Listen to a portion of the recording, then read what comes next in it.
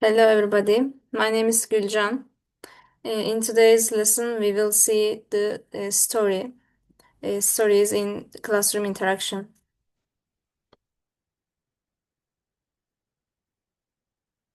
About edX and the contents. You already know what is edX. It's an online learning platform, and we study here in this platform. Our course is published by University of Pennsylvania, and this is our educator on the edX platform. Our contents here. I will I will pass.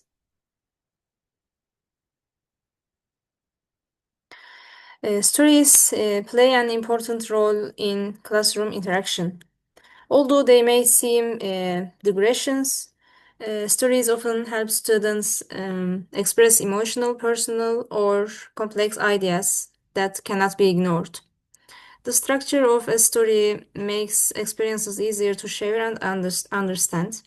Because stories are familiar and meaningful, they help connect individual experiences with classroom learning.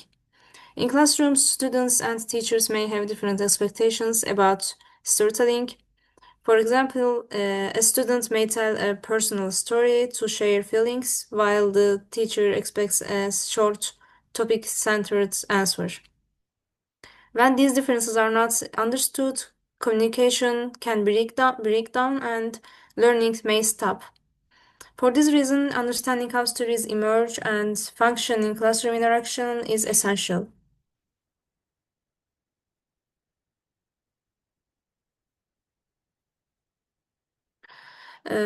Starting a story is a way of claiming the floor.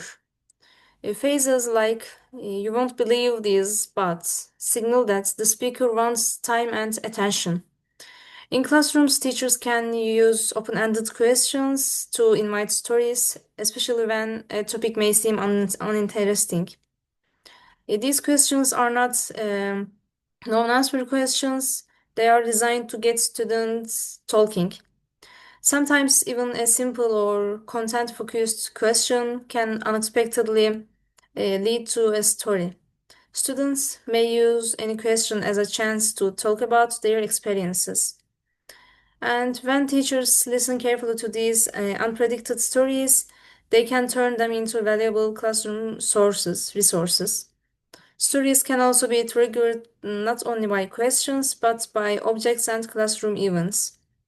Finally, storytelling needs a context, an event or moment where stories can be told. Paying attention to when and how stories emerge helps us understand students better and connect learning to human experience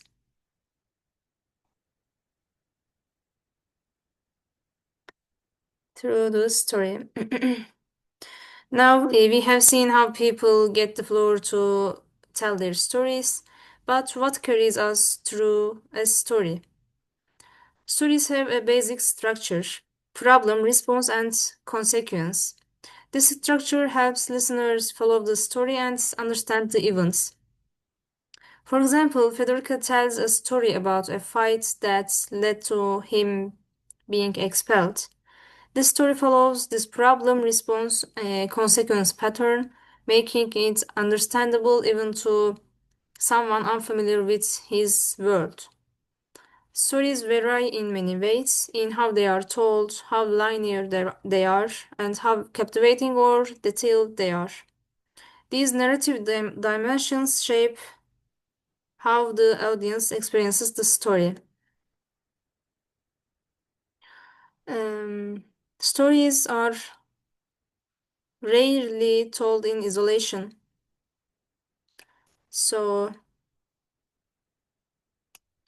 co-authoring happens when listeners actively contribute silently through attention, notes, or facial expressions, and spoken by asking questions or adding comments. Both forms help shape and enrich the story. Students also consider a dual audience, both peers and teachers, which influences how they tell their stories. They balance peer approval with classroom expectations. All in all, every child is different and stories reflect individual experiences. Teachers should listen to all students' stories, noticing differences and using them to connect learning with students' lives.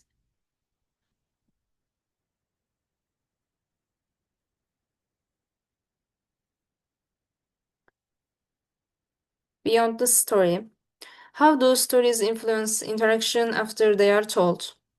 Stories often spark new stories. When one student shares, others may join in, creating dialogue that connects learning with lived experiences. And what happens when the story ends?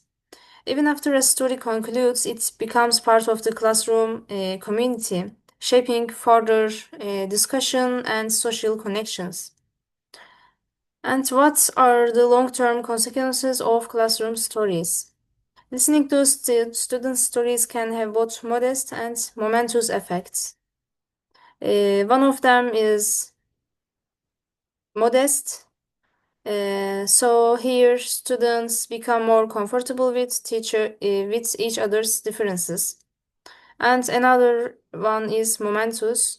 Here teachers and peers can move beyond rigid labels, seeing students as whole individuals with unique experiences. And that's it for this week. Thank you for listening to me. See you again.